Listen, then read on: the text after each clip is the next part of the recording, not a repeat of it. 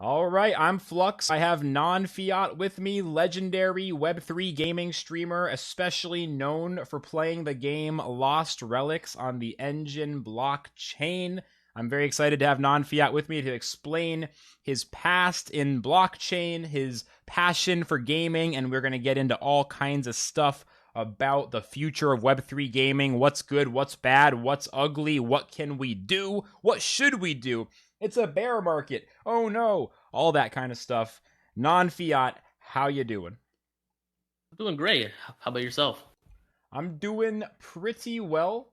I've been grinding my face off in video games for the last week or two and planning on continuing to do so. It's been this bear market, and I feel like a lot of people are getting discouraged, and I sympathize, and I'm not happy about that, but I do feel a certain amount of like this is where I'm at my best because I just feel like, everyone says buy low, sell high, and this is not about financial really, but even in terms of attention, in terms of whatever, buy low, sell high, buy when there's blood in the streets, like all this stuff about how like once everyone else is discouraged, that's when it's time to strike. And I just think on an attention level, on an effort level, like people who are putting in time right now, it's like such a good time to be involved. So I've been in a strangely good mood, even though I know a lot of people in crypto gaming, at least when we're thinking about this topic, a lot of people are in a frustrated mood, or,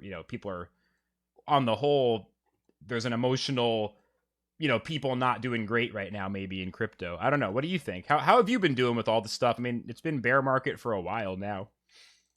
Yeah, so as for me, I haven't really put much money into crypto like you mentioned because it's a bear market. I think some people are looking at this and there's like two speculations. One, people are like, "Oh, this is just like what happened at the start or like the end of 2017, the start of 2018, I believe, when crypto started crashing." And people are like, "Oh, like Bitcoin was at an all-time high at December 2017, I believe, and then started going down, and people were like, okay, I'm not going to invest." And then, of course, they saw the big boom that happened very recently with the all-time high in November 2021, and people were like, man, I should have bought back then when it was at an all-time low, which I think was in 2019 when COVID first came. So 2020, right? 2020, yes, 2020, I apologize. Yeah, And so all good. people are like thinking, well, one, some people are thinking it's a great time to buy because I don't want to be that person who's left behind, um, like I was back in 2020. I want to be somebody who buys at a low. That way I can hold and see the all-time high. And then you have other people that are like, I don't have time to waste here in this space if I don't see returns immediately within 1 day or 2 days. So you kind of have those like you have people that have that flipper mentality, and I can't really align myself with that flipper mentality. I'd like to align myself with the people that are long term. But in terms of like buying actual crypto, I don't want to buy any crypto right now. I want to keep what I've bought in the past and just see what happens with it in the future. Awesome. Yeah, and I'll just do the obvious disclaimer. This is not financial advice. Nothing in the conversation will be financial advice. Uh but I completely agree that, people they get excited at the high price and they look back to when it was cheap last time and Hmm. they think I wish I had bought, but then like when the price goes down again, they look back to when it's high and they go, "Oh, I wish I sold." Like people just they do the "I wish I did this" like Yeah. mindset both times in the cycle instead of like doing like they in both cases they point away from where they are right now. They kind of basically like remove responsibility. Of course it's complicated, different people, different financial situations, but it's like, "Oh, this is my fault from last time." Like some people always kind of blame themselves from last time. You know what I mean?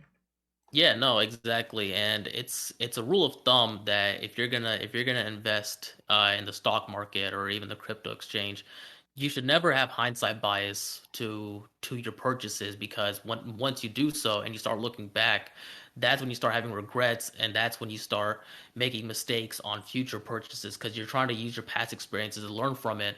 But that's not really a good go-to method. You should be doing your proper research when you're looking into investing in something, not just, oh well.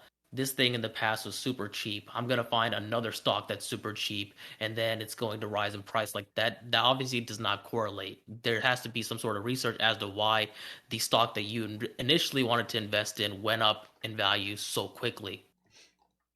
That's where people, we're not going to spend too much time on this topic. It's been beaten to death probably, but that's where people do find a comparison to the internet useful. People talk about like all the stocks went down including Amazon, but then Amazon went back up, and it's basically like a lot of investors might see this moment in the market as and I see a segue here. Actually, this is good. A lot of people might see this moment in the market the same way. It's like, what's the Amazon of the? It's a bad metaphor, but Amazon of all these games. Like, what's the one that's going to go way back up, even though others aren't?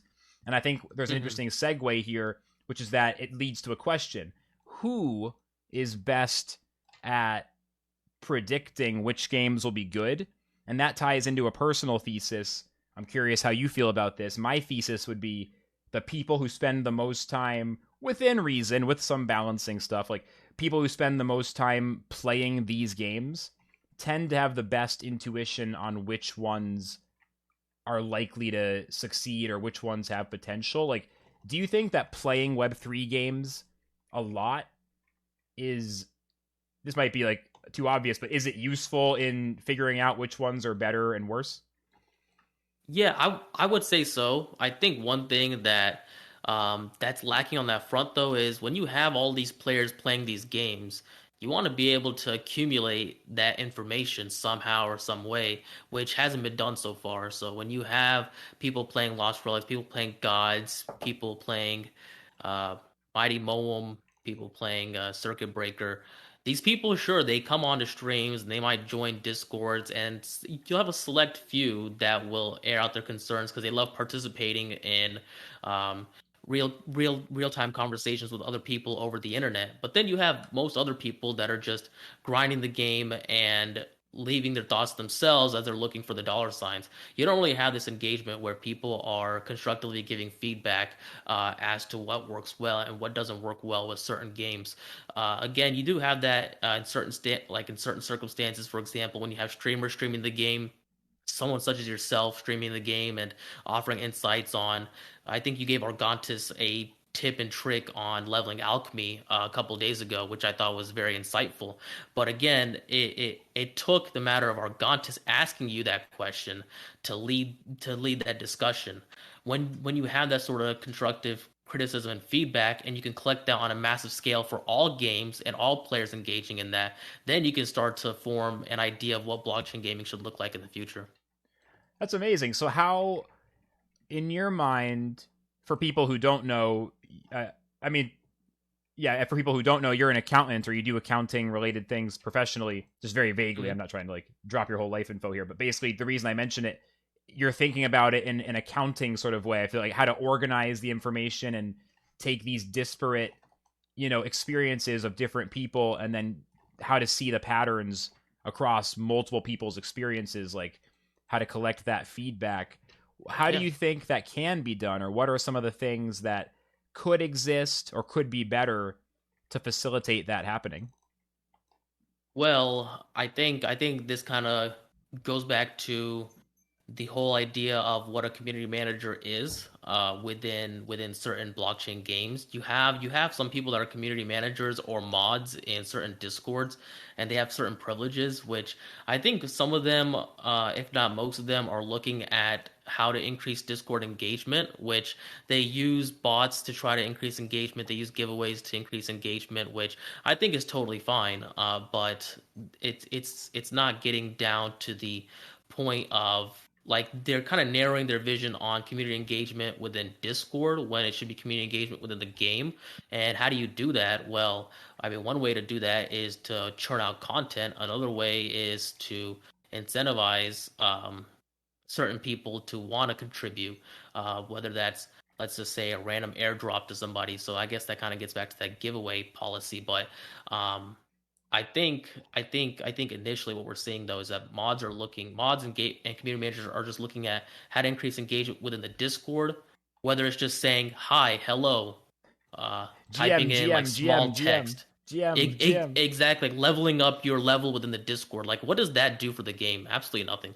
Now, I'll say I agree almost entirely. There's a small point I'd say like there so a personal experience in the Blockborne Discord where my job title is community manager, so it's great you brought that up. Like there was a point during the off season, like before season 1, I want to say it was, where there wasn't a lot of activity, and the only thing that was happening was I would say GM and someone else would say GM, and there'd be a couple of us like each day. And I definitely think if I had focused on increasing GMs, that would not have been helpful. But having that little bit of daily meme check-in, just saying GM, I feel like it got us through a week or two where we didn't die. It didn't die down to 0. It just died down to GM land, which is like not as bad as nothing. And then it kind of came back when we added new bounties and more games. We only had 1 game, then we got up to 3 games on our platform, and the conversation really started to pop up again. So there can be some value to it, but Sure. when it's obsessing over one platform and kind of gaming the stats there, or making a certain stat go up, is it actually helping? Is it serving the community? Is it serving the game? Perhaps not, basically, would be your point. Yeah, so I'll give you an example. So I think your example is totally fine and respectable. I will say that for sure. I'll give you an example of where it's not acceptable and it's absolute BS. Okay. So there is this blockchain project called Myria. I don't know if you've heard of it or not, but Myria is trying to be the next Gala Games. They have a line of games coming out from their own studio, and they're basically emulating copies of games that are on Gala and games that we've seen before. They have this one called Block Royale, sounds a lot like Fortnite. They have this one called Moonville Farm, sounds a lot like Stardew Valley. it sounds like a Town Star. And then they Oh, have this one called Meta Carts, which I think sounds a lot like Mario Karts. So, I mean, it makes a lot of sense that you should just take ideas that you've seen from other games that have currently existed and try to make it blockchain related, which I have no problem with. But they had an initiative a couple months ago where they were looking to give out nodes, and they currently had their node sale. In order to get on the whitelist, you had to reach level 10 within their Discord.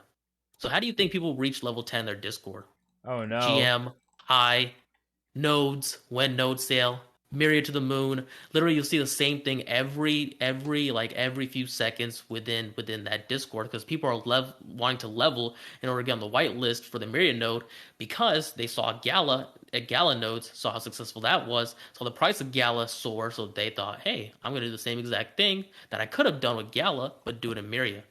But you'd have these disingenuous conversations, and you have nodes going to people that don't truly deserve it because their interactions weren't as genuine as other people that might be interested in that project. Yeah, that's an example. I think the principle is, if I'm following what you're saying, it's basically like if the engagement crowds out honest conversation, or like if the form of Hmm. engagement is like blocking real conversations, if it's all this fake stuff, it actually can make it harder for me or you or someone to go in and be like, hey, this project's kind of interesting. I noticed that this one game is kind of similar to Townstar. Like, did you guys get inspired by that? Or like, I'm curious to blah blah blah. Like trying to have any kind of convo, right? And if it's just a Hmm. sea of GMs and Win Moon, and like sometimes you won't even try to have a good conversation, if, at least for me, if I perceive that it's not that kind of chat. Like some chats are like, okay, this is for a deeper convo, attempted.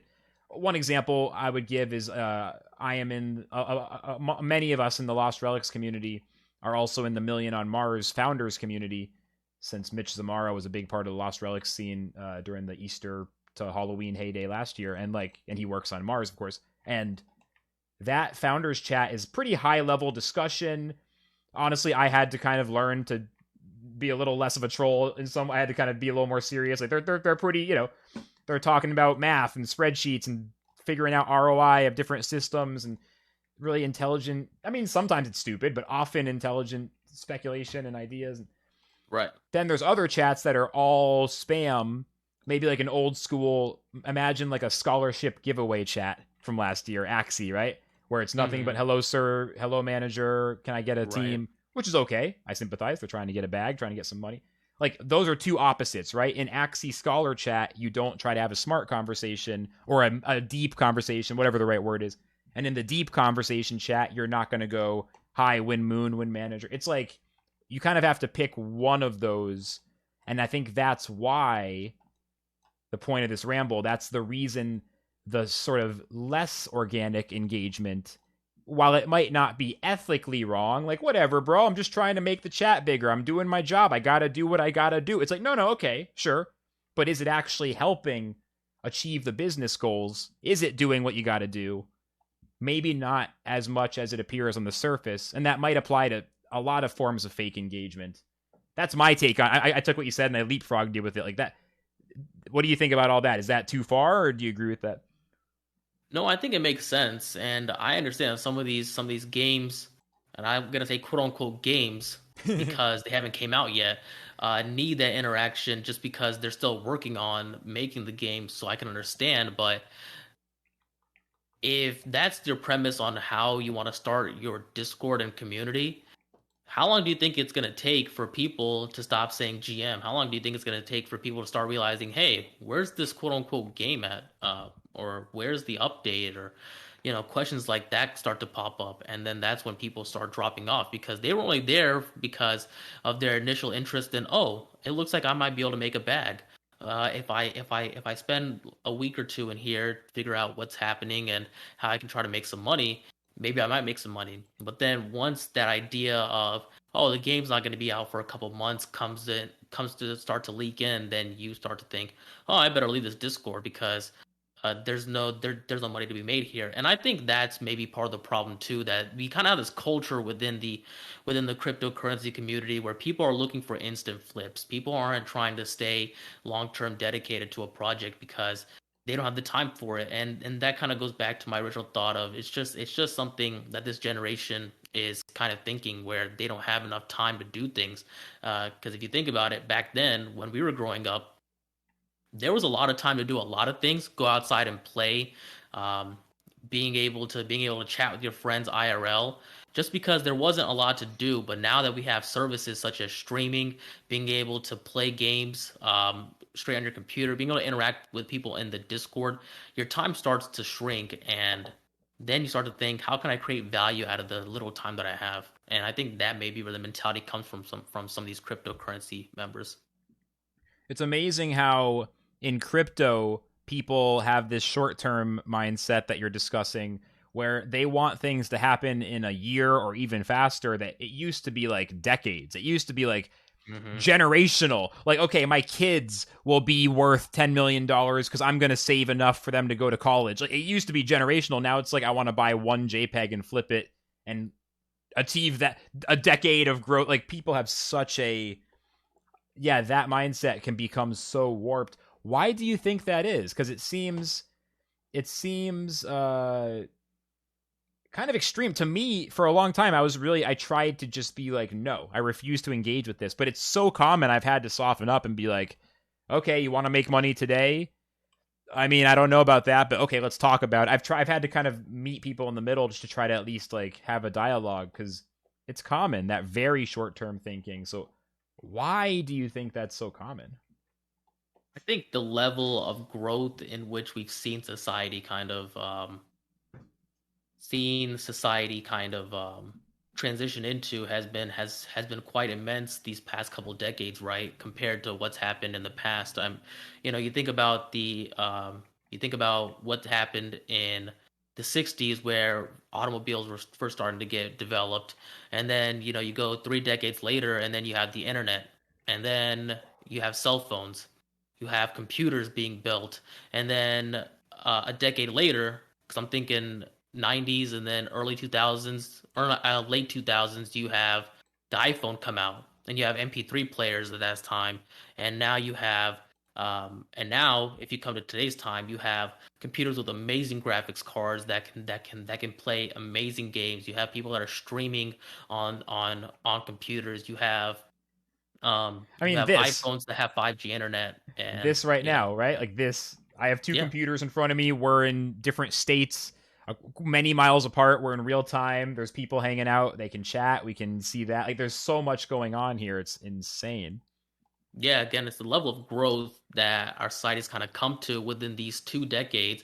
I think people are kind of looking at that and thinking, well, it seems like that growth is going to continue, but I mean, I don't think that's necessarily true. It's just that we've kind of been in this period where there hasn't been a world war, so like we haven't had to like put technological growth on hold because we're warring with different countries. And I know that's kind of like a weird segment or No, divergence, but it's like that's kind of one reason why we're not facing, or that's why we're able to have so much growth right now. If we're not concerned about war, then we're able to focus on other matters like how we can improve society, how we can get better technology, and so forth and so on. we literally saw, I don't have like a list, but we literally saw Ukrainian projects drop out of NFT land at when the war started. They were just like, okay, well, we were working on a game and now we're not doing that. Now there's a war. Like I, Yeah. not every, luckily some Ukrainian teams have kept working. I think actually Million on Mars has a team in Kiev, from what I understand.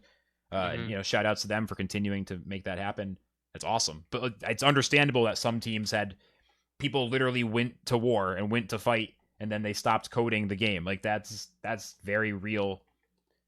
And crypto gaming, it's actually really interesting. We just hit an interesting moment here because it's like it brings together these two things. On one hand, you have Bitcoin, which is a new monetary, whatever the word is, that is an alternative to fiat currency, which is a global macroeconomics, macro political, geopolitical thing. It's a huge, and then on the other hand, we have sitting around playing video games, closing the door and pulling the curtains closed and just like playing a game for 24 hours straight in some cases with some of these streamers doing their, like these two things. One thing is like so modern and it's sort of a fortunate of being in this time and in this economy and in this world where we ever get to do that, because in the past they didn't even have toilets or electricity.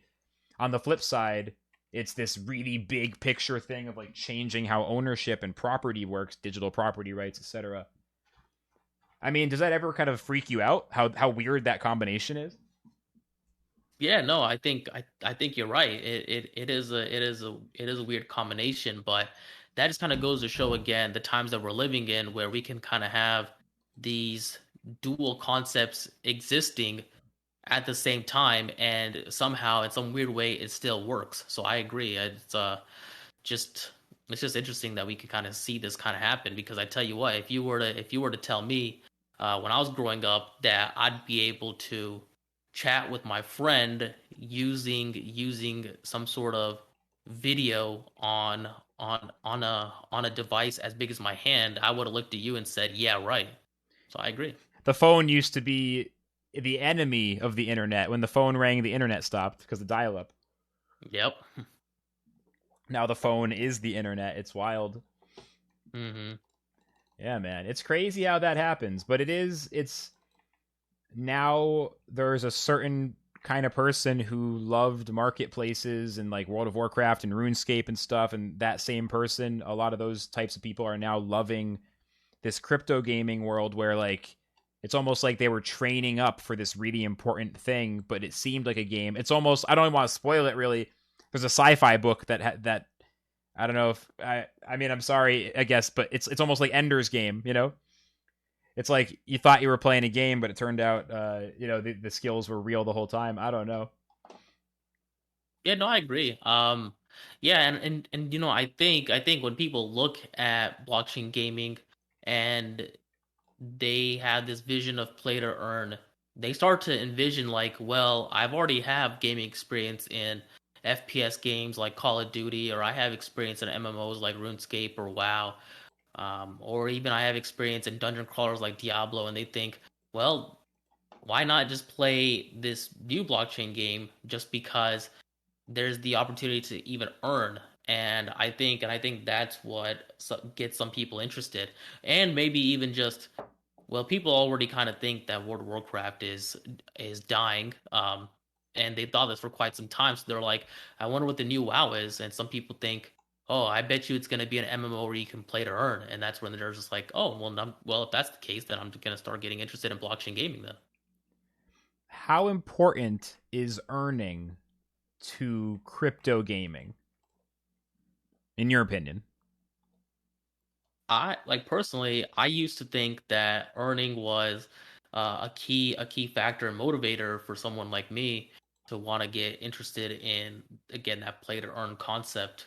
But now I'm starting to realize that I think what's important is the game's content. We shouldn't be concerned about the earning mechanics of the game. We should really be focused on the content because if you have a player base that's interested in your game, sure you'll have some people that are interested in the earning mechanics, but most likely others will be interested in the content that you release. Like for example, if you think about Lost Relics back in April 2021 during the Easter event was all hype because of the earnings potential. And at that time, the one-handed sword was meta. Using a one-handed sword was great just because it dealt a lot of damage to the mobs, and you could tear them up, and be able to get your run done a lot faster. Now that new content has came out since then, we've seen a few shifts in the meta, right? Like we've seen shifts from the one-handed sword meta to the two-handed sword meta to the longbow meta, and now we're at this point where it's the two-handed axe meta um, now. And people wouldn't have realized that if there wasn't content that came out for Lost Relics, if there wasn't updates that happened, if and and because there have been updates, there's also been the idea that people are now looking at their loadouts and switching out their loadouts. Back then, it used to be all about healing. Now we're starting to see some people interested in a glass cannon build just because of how the dungeons now are within the game. Yeah. This idea happened because people were not interested in the play to earn mechanics. People were interested solely on the content that Lost Relics has offered because of the content that the game has continuously churned out within this span of time. So that's why, just long story short, I'm not interested in the earning aspects anymore. I'm interested in what content a game has to offer because that's what's going to drive their player base. And once you have a solid player base, they're going to drive that economy. That's a really interesting answer.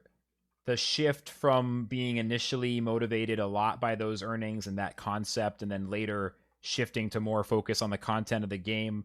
I'm also going to bring in some insightful comments from the chat. Ivana said earning is just a bonus, and Arg said it's the best onboarding experience for most of us. I feel like that describes maybe what you described there. Like you initially onboarded from an interest in the concept of earning, and then that led you down the path maybe of focusing more on the content. I actually want to ask specifically how do you think, like, what was that process like going from uh being incentivized a lot by the earnings side to more focus on the content side? Yeah, so initially I got into blockchain gaming from this project called Chubbies. It was a PFP project on OpenSea. It didn't do too well, unfortunately, but I was in their Discord and there was this guy named Cozy Cove Gaming, and he said, "Hey, I'm gonna be on Twitch. I'm gonna be playing this blockchain game called Lost Relics. If any of you guys want to check it out." Oh. So I went and checked it out. I asked him a bunch of questions about the game. And what it like resembled, and he told me it's more like a Diablo Torchlight game, and it was perfect because I had just finished Torchlight 3, so I'm like, okay, well, I'll check this out and see what it's about. He's like, yeah, check it out now because there's an event going on where you can earn blockchain items. And so I was like, perfect. And that's what got me interested in blockchain gaming in the first place. And I thought to myself, well, if I'm gonna be streaming, I might as well play a game that I could possibly earn in, just because at that time I didn't really have many viewers, just because I had recently started streaming at that point. So I'm like, I might as well just play this game because even if I don't have viewers, I can try to earn something while I'm streaming just from getting a blockchain drop. So that was kind of my initial mentality. And then, a couple of months came in and I realized I wasn't getting anything, but I was still I was interested in the content. And then at that point, I had learned about Axie, and I saw the rise in price of Axie Infinity's SOP token to I think 38 cents was the ultimate high. And I thought, well, I want a scholarship because I want to be able to earn. And when I heard that you only have to play an hour or two a day in order to get your dailies and your PvP done, I thought, perfect. Well, this will definitely be part of my rotation.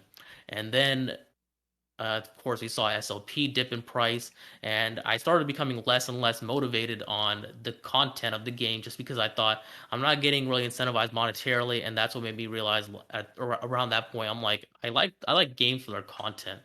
Um, and then recently I started playing World of Warcraft all over again, Wrath Classic, and I started to realize like this was something that I missed as part of gaming. Again, I love Lost Relics, but it's just the co-op aspect, being able to grind levels, being able to work on skills, being able to raid with your fellow guildies.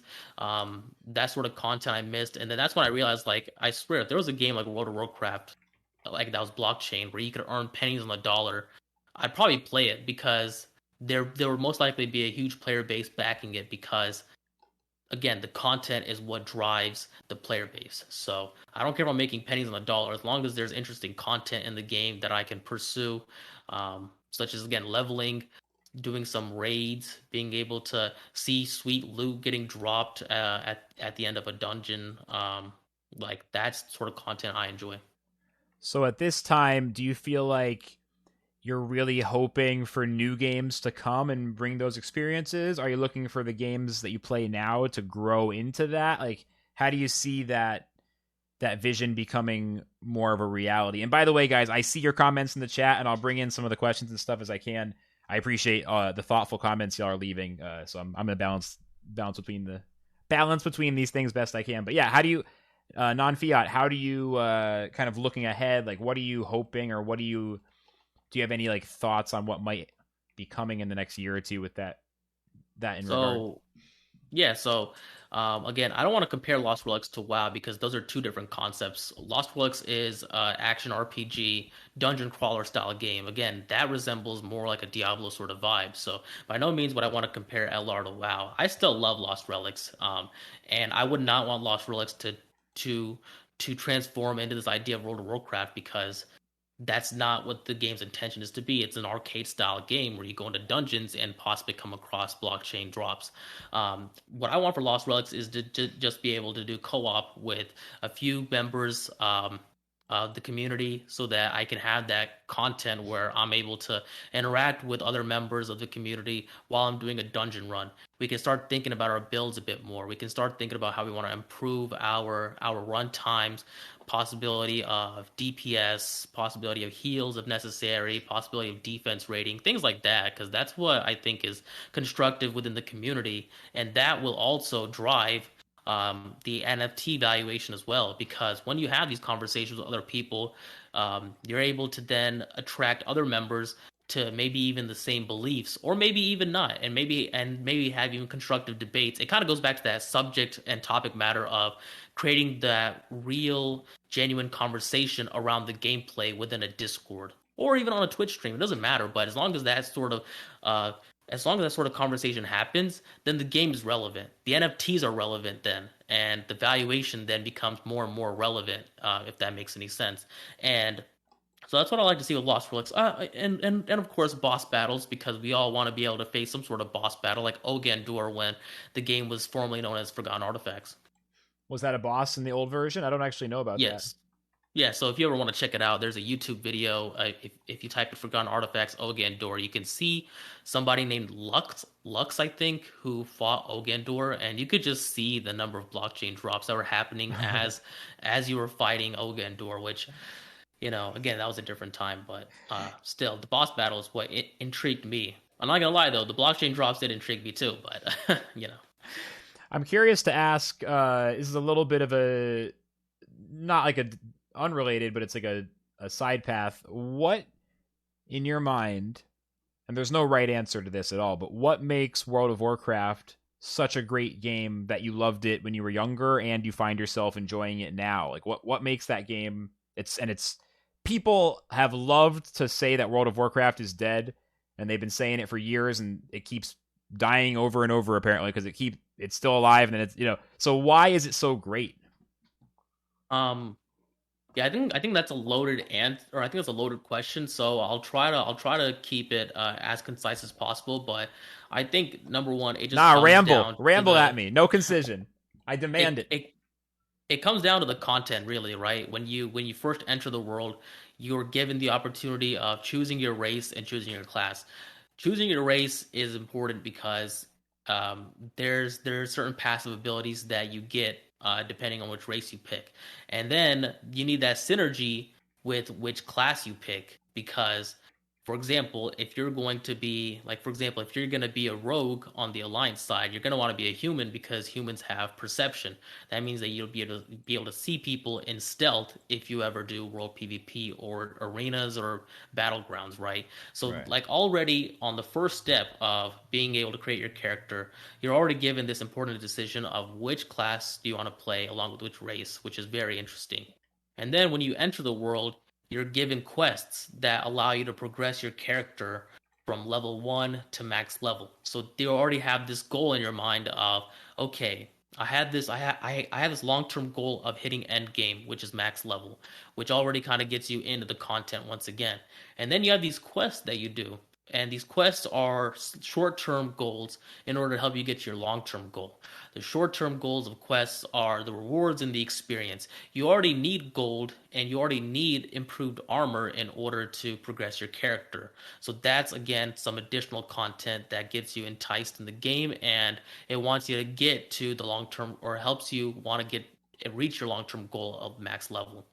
And then in between, there are some of these quests that are dungeon quests where you have to go in with a group of five in order to kill some sort of boss within that dungeon for a high amount of XP, as well as some unique gear that you can get from the quest reward and even unique gear that you can get from the dungeon. So that's even more content because you have co op content now that's able to help you.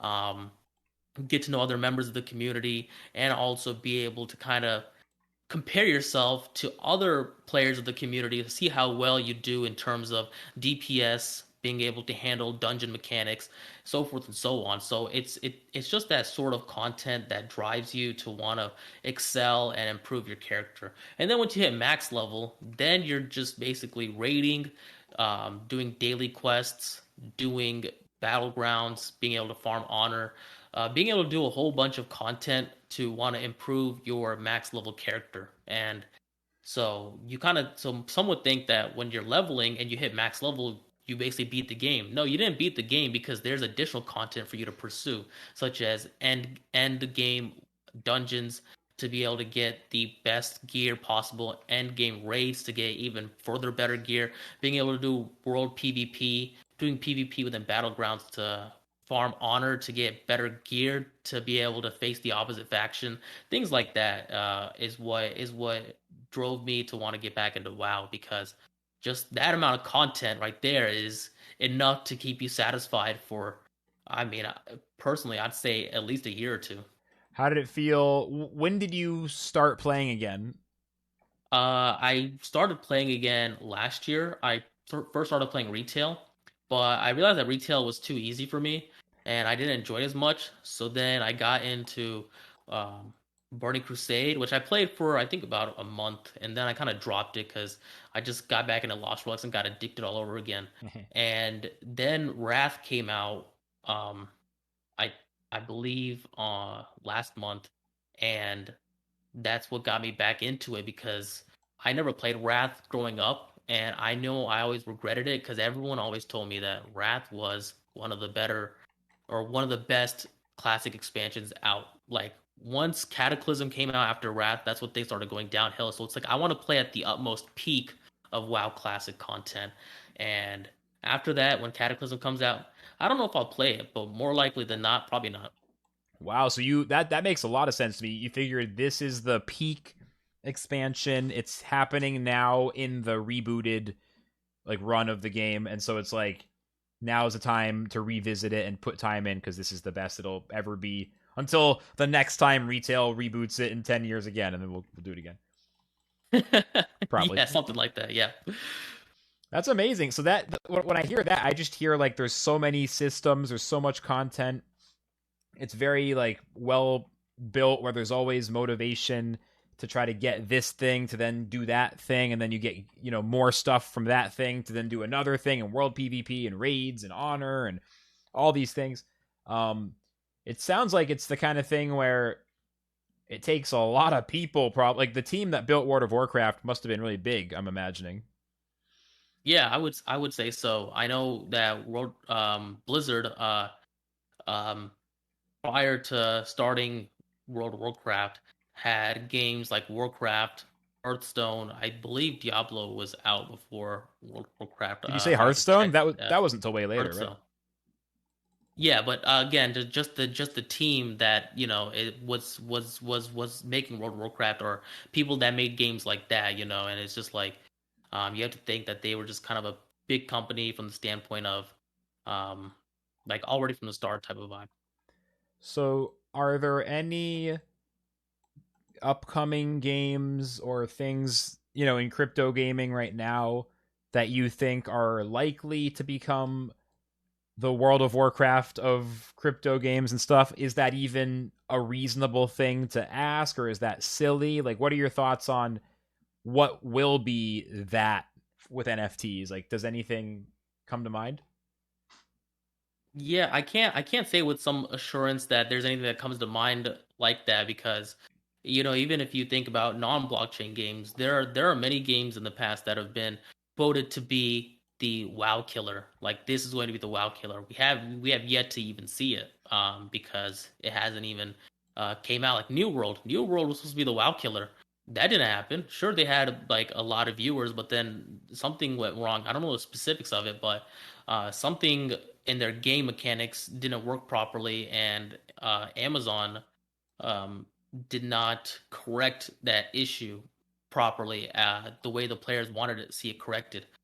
So because of that, most of the player base from New World dropped. So like there you go. But again, I don't know to what assurance we're gonna see a game like World of Warcraft come out in the blockchain space. I don't think I've seen that yet. I think Ember Sword is supposed to be what I think, in my opinion, supposed to be the blockchain game or the blockchain version of RuneScape. Of RuneScape, that's right. I feel like But that's about it. I feel like a lot of these games, whenever I hear a game say they're going to be the Web3, the NFT version of some older game, it's almost like that is a dangerous path. Like, part of me wonders if it's just sort of people want it to make more sense. So they think, okay, there's going to be a World of Warcraft game, there's going to be a RuneScape game, there's going to be a this game, a that game. But what if it's just like, I mean, to me, it seems like it might not break down so cleanly. Like, we're not going to have the same distribution of games. You know what I mean? Like, the different things are going to break down into different groups. Like, it's not going to just be the same as Web 2, but now there's a new wave of each game. You know what I mean? Like, it'll be Yeah. more different than last time than people give it credit for, maybe. Yeah, so yeah, I do want to just correct myself. So my thoughts are that it's going to be the rune like Ember Sword's going to be the RuneScape or the blockchain version of RuneScape. I don't think they've ever quoted themselves saying that. It's just when I read their white paper and read their Medium articles about how they're looking to have their game designed, they have many skills that they are looking to implement within the game. Like I think over 16 skills to implement within the game. Um, and their idea of cosmetic NFTs, not NFTs of utility, that definitely gives me RuneScape vibes for sure. And that's why I think it's going to be the RuneScape of um, blockchain gaming. Not to mention that they'll also be doing a monthly, like a monthly pass system, I believe, where if you complete the objectives, then you'll be guaranteed to get a cosmetic. You don't have to rely on drops, which I think is also unique too. Um, so Do you think that it's better or worse for a game for the NFTs to have utility or to just be cosmetic? Like, is one of those better?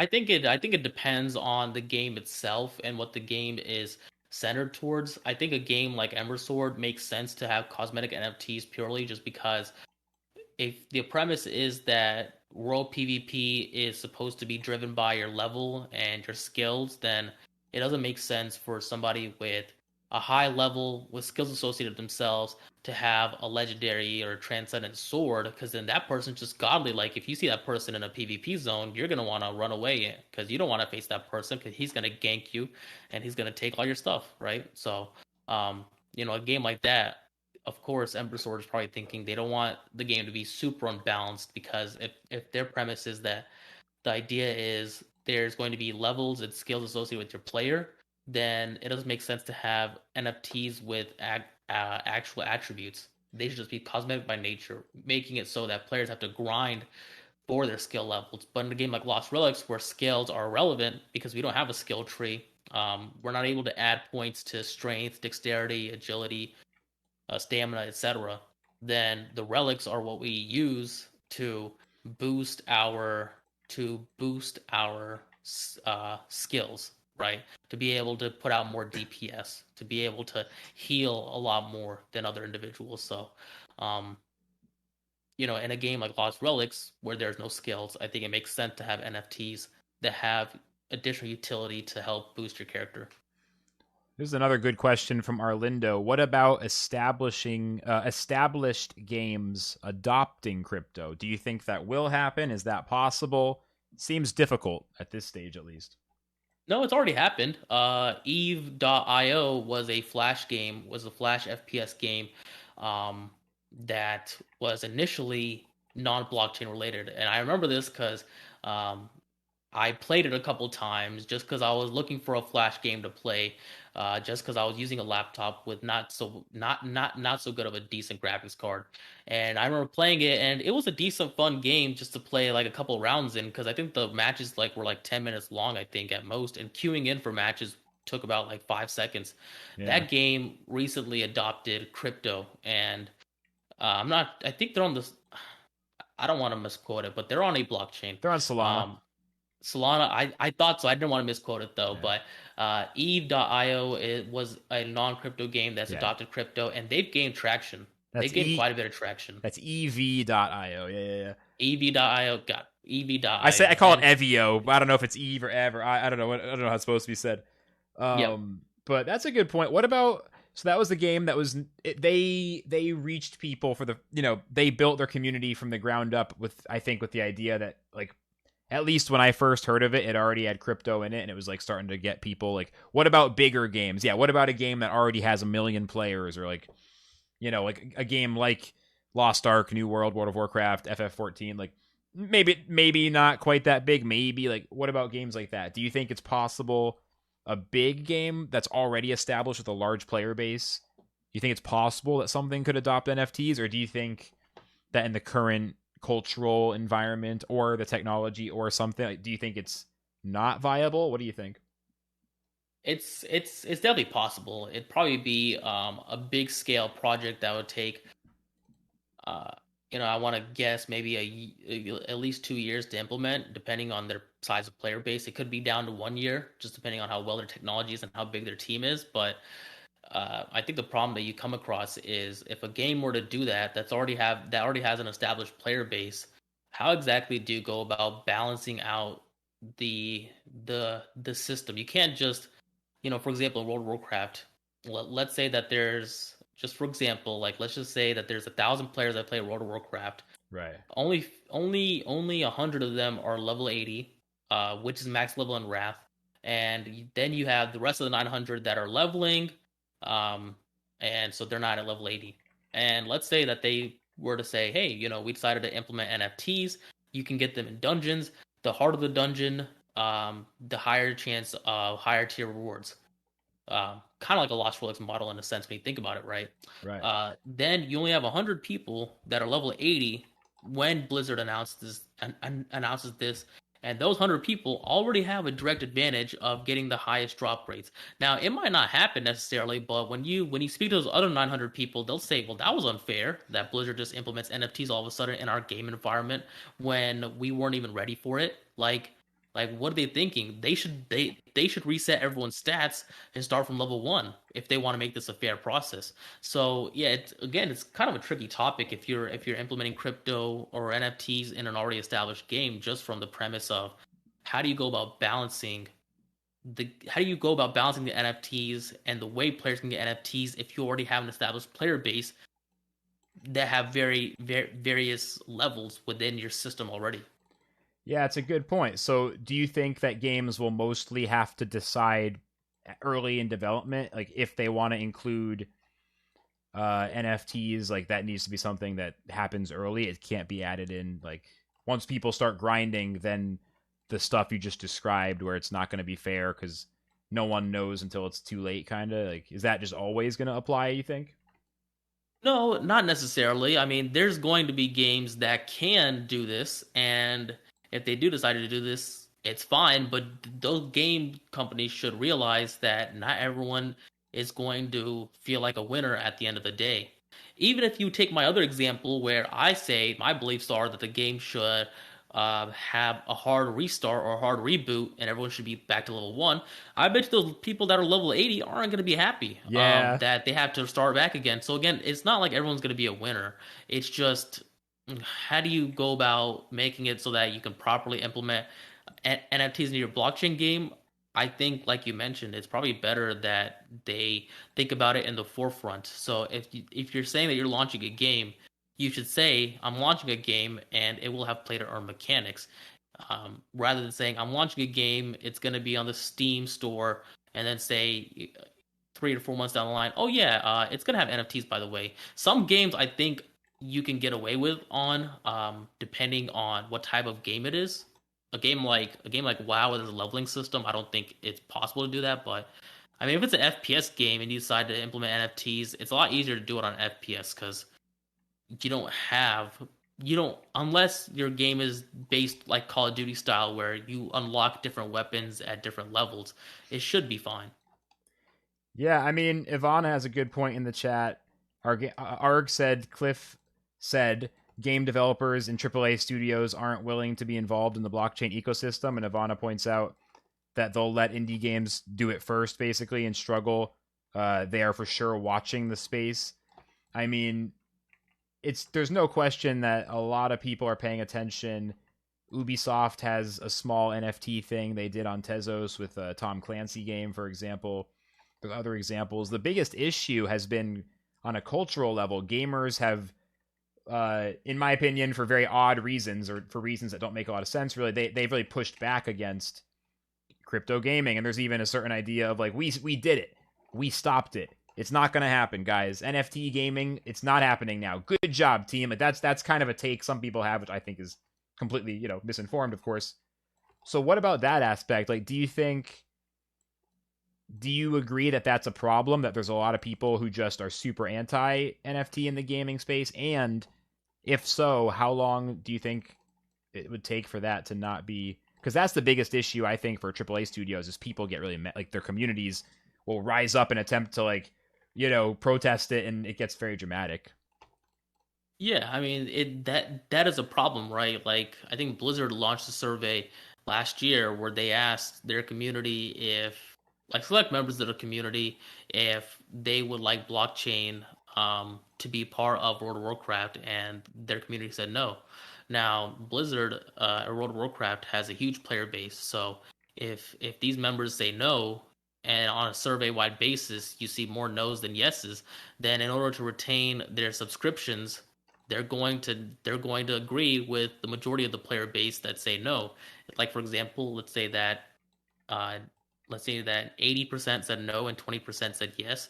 You're going to want to retain that 80% just because if the 20% do decide to leave because Blizzard doesn't want to embrace blockchain, who cares? They still have 80% of their customer base retained. It sucks that 20% have left, but regardless, I mean, you're still getting 80% of that revenue stream still. So, I mean, did you really lose Blizzard? Not necessarily. And these people, these gamers that don't want to get involved with blockchain, most likely has to do with their their inexperience with the blockchain, and their their unwillingness to pursue the unknown, right? Because when you try to get somebody that's a former gamer into the blockchain space, you have to educate them on the blockchain. This is not necessary, but more likely than not, you will somewhat have to educate them on the blockchain just because these games are on the blockchain.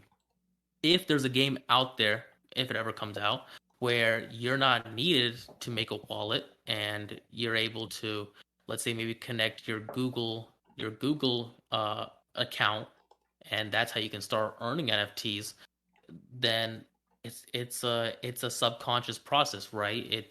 It's kind of like how, if you go and type in google.com, you're not thinking about the idea of you're entering in an IP address, and you need the proper internet to connect to google.com. You're just subconsciously typing in google.com. So again, if you ever have a blockchain game that decides that you don't need a wallet to start playing the game, maybe that's like a good transition for former non-blockchain gamers to get involved with blockchain games. Because again, I think that topic of teaching someone what the blockchain can be quite complicated and maybe even scary to them. Like they're like, I have to do 10 steps before I can play this game. Like forget that. I'm just gonna go to the Steam store and I'm gonna download a game just like that and pay with my credit card. Easy. Yeah, so like NFTs optional might be the bridge into NFTs being like more of a basic part of the game. Yeah. Again, I mean, like, just take the example of Google, right? Like, if there's ever a blockchain game that says all you need in order to start playing our game is connect your Google account, and then you start earning NFTs in the game, and you get a Gmail from the game, and it says, hey, you have, like, at the end of the day or end of the week, they say, hey, you have 5 blockchain items that you can claim.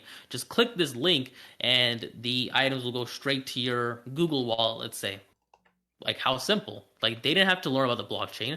They already had their Google account previously because they already had a Gmail, so that so the NFTs go directly to their wallet, right? They don't have to create a wallet, know a seed phrase, know how to sell the NFT, know what to do with the cryptocurrency. They can just keep those NFTs in their wallet and never sell them until they realize, oh crap, I got a legendary. Now I need to start learning about the blockchain. It's the first step of them moving the NFTs to their wallet, inspecting their wallet, and then that further step of learning about the cryptocurrency process. It's all just layering in and easing these people into blockchain. I think that needs to happen. I agree. And in the chat, Orlando said, not your keys, not your coins. But I would say in this case, that doesn't really apply because it's like your first dollar, you just put it in your piggy bank, right? And then eventually you have a checking account with $10. Like, you don't immediately buy gold and put it in a safe and then like set up a hardware wallet and put Bitcoin on it and then, have a multi-sig wallet with your gold redeemable tokens and your Bitcoin. It's like, you don't start there, right? You start with a hot wallet. You might make it using your Twitter or your Gmail or something, and then once you have a legendary NFT and you see that it's worth $100, $200, you might go like, hey, I gotta figure out how to protect this shit. Like, aren't NFT hacks a thing? Like, what do I have to do to be secure? Then you might start learning about, like, I think there's a point where you have to like decide to take security very seriously, and that should happen pretty early on. But I do think like expecting people to care about something as principled and as deep as not your keys, not your coins. Like, that's a beautiful phrase, one of my favorite. I love it. But that brings me back to like reading white papers in 2016 first, really digging into the space. Like, I love it, right? But that's not what gets. I think, and Nonfiat eloquently explained why with his answer a second ago. Like, that's not how you onboard 1 million players out of World of Warcraft, right? Like, it's more like making it the Google example. You don't have to say, I'm going to an internet website to engage with a code contract box to type in words for a search algorithm. You go, oh, look, a search box. How old is Ozzy Osbourne? Oh, cool, it said 72. That's great. I mean, like, it's got to be long before, I think that's what Nonfiat's saying anyway, and I completely agree. Yep, exactly. No, exactly. Yep. Dude, that's awesome. Give me a time check. Are you like rushing out? Do we have another 10, 20 minutes to chill? I don't know if Yeah, no, we have time. Awesome, awesome. This is exactly like I thought, man. I thought as soon as we started just chopping it up, we'd get into all kind of interesting stuff, and I am not disappointed. Um, Let me think about like what are some of the other topics here. I'm gonna actually scroll back up because there was some other good questions. Here's one that Rocco had a while ago. It's kind of interesting. Can the economy work long term? We're talking about crypto games without external income sources like ads, sponsors for dungeons, billboards, and Talmuth. Like, do you think these crypto economies are going like is advertising required eventually as a backstop for these economies? Do you think some games will are there going to be games that go 10, 20 years and the crypto economics just work, or is there always going to be a little bit of like axie breeding type of vibes where you need at least some money coming in at all times from Yeah, players, I guess? that's a really good question. So, kind of loaded answer again. It like it depends, right? So, if we look at a blockchain game and the company themselves are constantly churning out NFTs for you to buy, then they don't need ad revenue because they're getting their players to buy NFTs. It's kind of like looking at like a freemium game. A You're what not having game? to A worry. freemium? Yeah, like a freemium game, right? Like that Oh, has gems, like a gem system, right? Like yeah. if players are constantly buying gems, they don't need people or they don't need ads in order to help support their game because they have their gem system that's used to support the revenues um, for the company, paying for salaries, etc., Yeah. continuing R&D on other content for the game. But if you have a game where the NFTs are created and they're dropped within the game, then the developer needs to make some money somehow, right? He can't just have a free to play game. So one way that could be done is by having marketplace fees um, to be able to earn some passive income. And depending on the volume of transactions and the price of each item, the game developer can make quite a bit of money to where he doesn't need ads.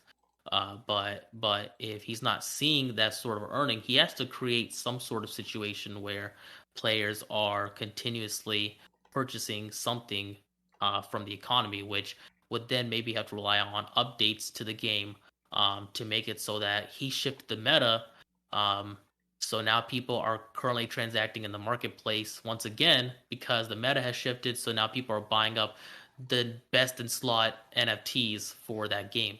Um, if you have a game that's an FPS game that's free to play, they might use loot boxes in order to like continuously have people put in money for the game. But once the revenue stops coming in, they're going to need to start looking at ads in order to sustain their earning. Because I mean, when you think about it, if the game doesn't have a cloud server to host the client on, and that ceases to exist, then the game is done. Your NFTs are worthless. So you need enough money coming in to pay for the servers for the NFTs to have value, basically.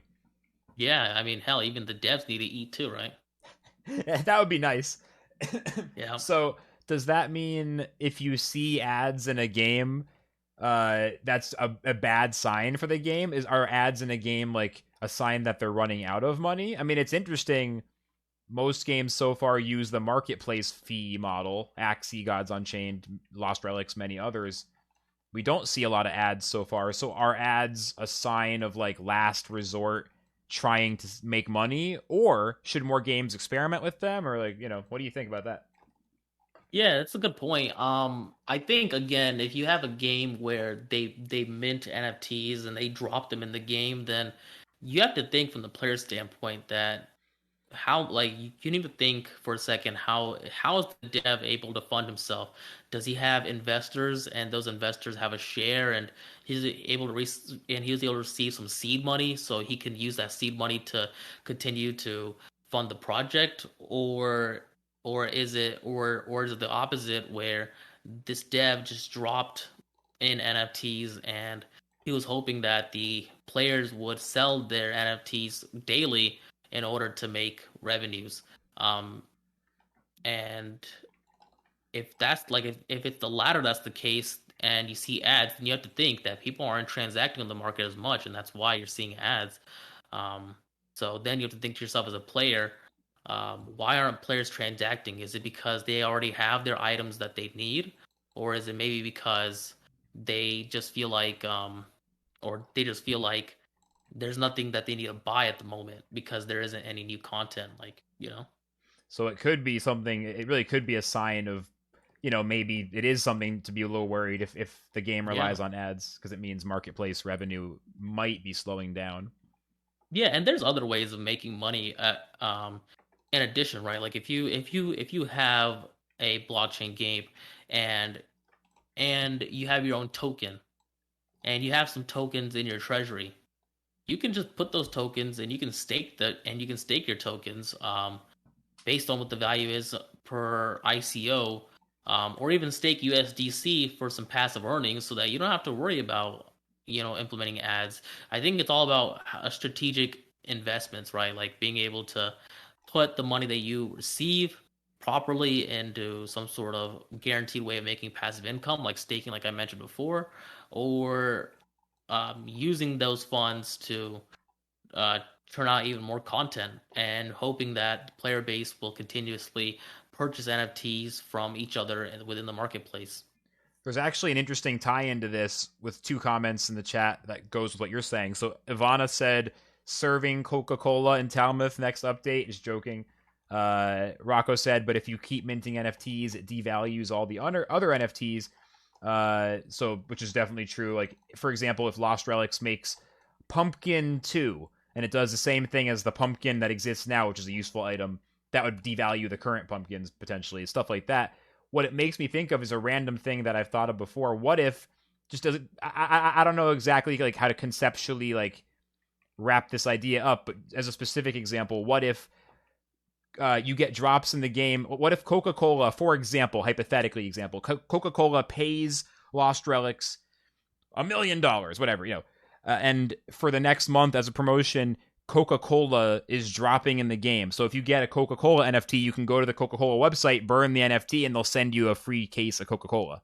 So it's like, oh my god, a McDonald's ticket just dropped. I can go get a cheeseburger. Like, what if like that was a form of brands advertising instead of having a billboard in Talmuth? Man, that's just like old school billboards. No one wants to see that. Give me a free cheeseburger. Like you're spending money on advertising, pay the game some, and then put up money for the free stuff.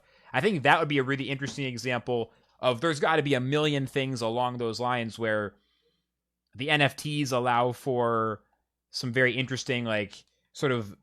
It's more like how would Mr. Beast or something like that, like, how would he do it? He wouldn't ask you to look at a billboard, he'd give you a free cheeseburger, right? Like, it's that sort of new school of marketing.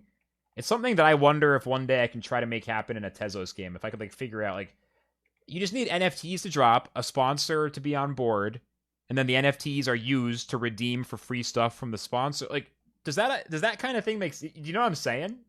Yeah, no, I think it makes sense. I mean, I think that's what we'll start to see with blockchain games collaborating with each other, right? Like, I gave this example a while ago, but like Gods and Lost Relics could definitely collaborate.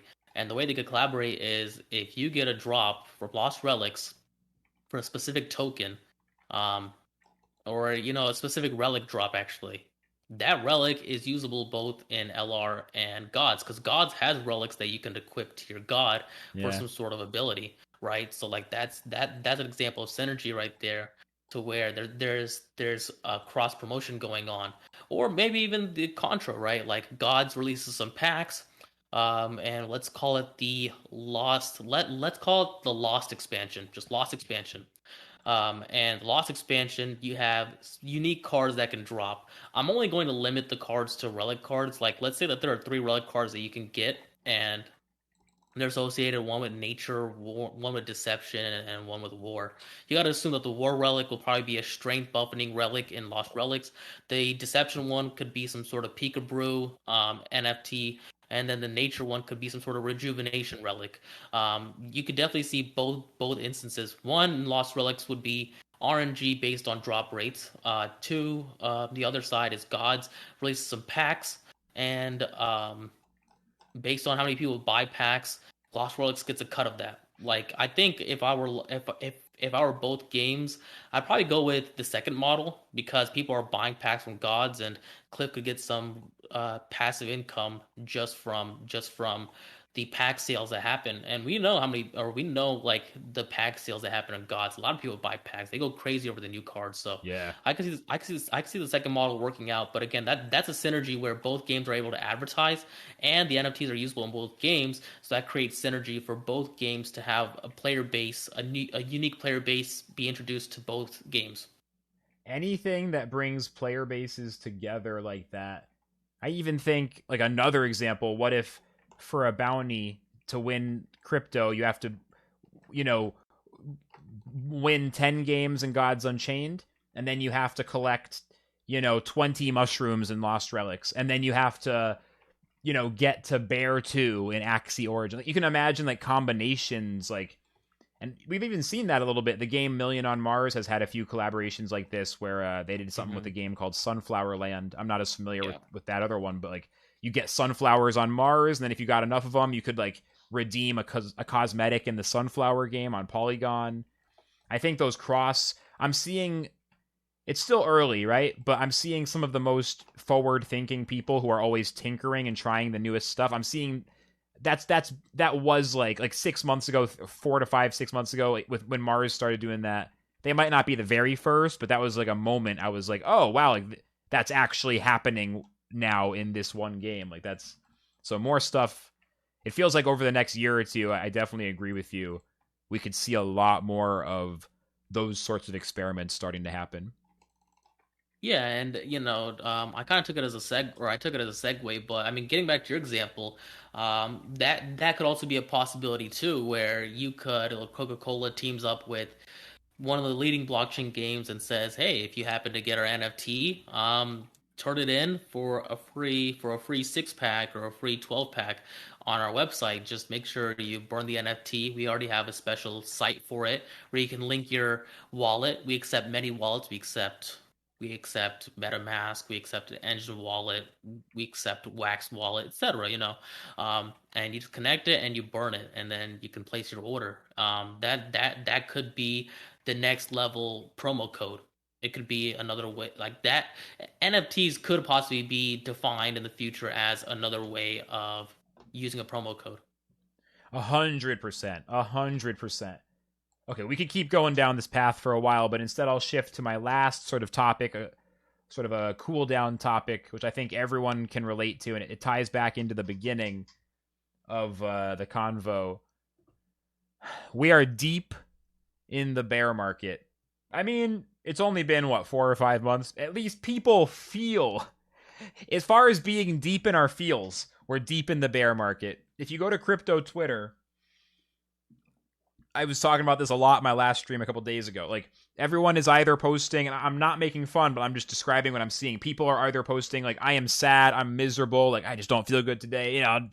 Man, just a lot of like just straight up, literally, just I feel like shit today. Like a lot of tweets like that, and tweets that are like, uh, everything's gonna be great. Just think positively and it's gonna be great. Yay! Bear market, hooray! Like, just like way too positive, so they're like freaking out, kind of like a lot of emotional, just like people are feeling the opposite of the bull market mania feeling. They're feeling the withdrawals pretty hard now, right?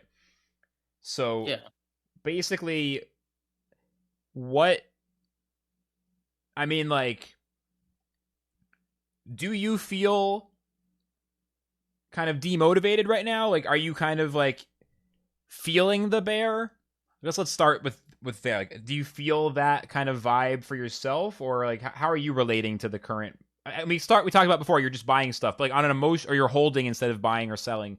You mentioned that, but emotionally, like, how has the last 4 or 5 months, a little, I mean, within whatever you're willing to say, how has that affected you as you continue to stream Lost Relics, you continue to hold items, you continue to have conversations, you're very sharp, you're clearly thinking about this stuff.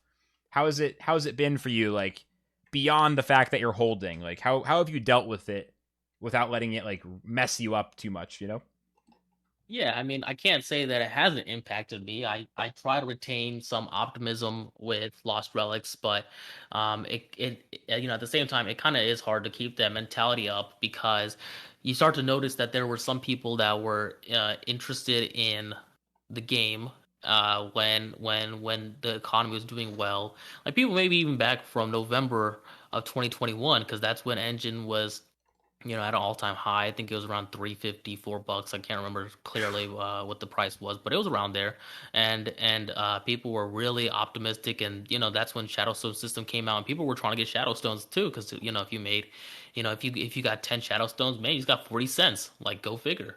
Um, and and you start to notice that some of those people have left the space.